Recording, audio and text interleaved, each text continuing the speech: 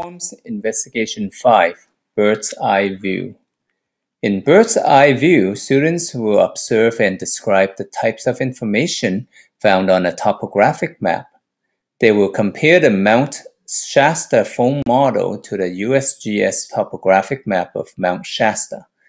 Students will also interpret images on an aerial photograph and compare them to landforms found on a map.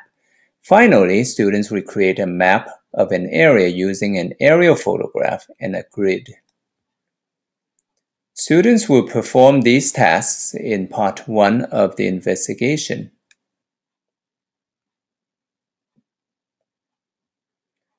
When students discover that all of these models and maps represent the same landform, Mount Shasta, the learning becomes so much more meaningful. Now, students can see the same mountain, but in very different two-dimensional and three-dimensional representations. Students will study, interpret, and evaluate photographs of Mount Shasta.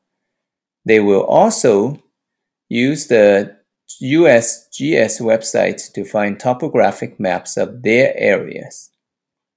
This aerial photograph jigsaw puzzle is located on the FOSS website.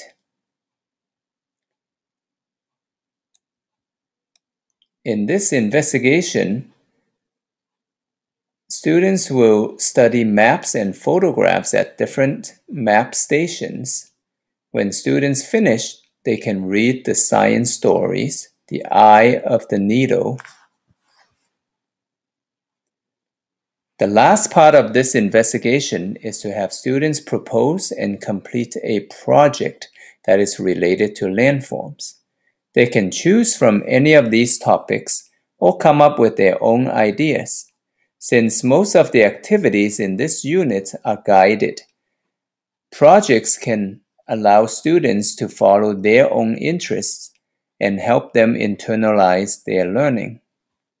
Science stories can help reinforce reading comprehension skills, expose students to expository text, and deepen students' understanding of science concepts covered in this unit.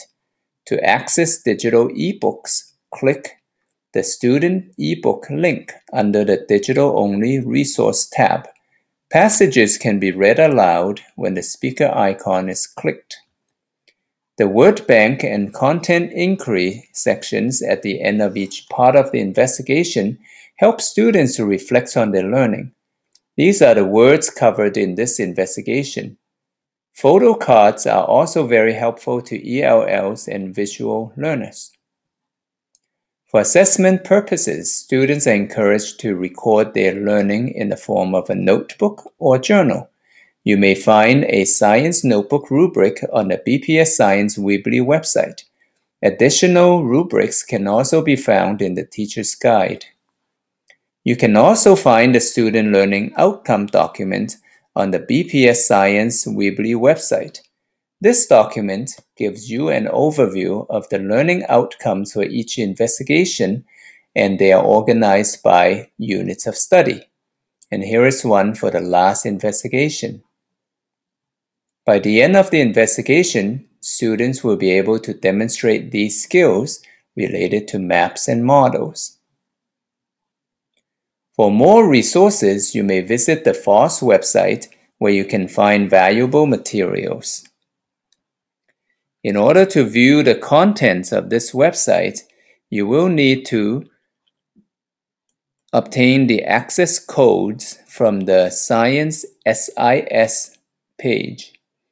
And once you're logged in, you will find many valuable resources like teacher preparation videos, the complete e-teacher guide, digital resources like this multimedia tool topographer, student ebooks, and interactive whiteboard files can make teaching and learning so much more effective. Enjoy teaching the investigation.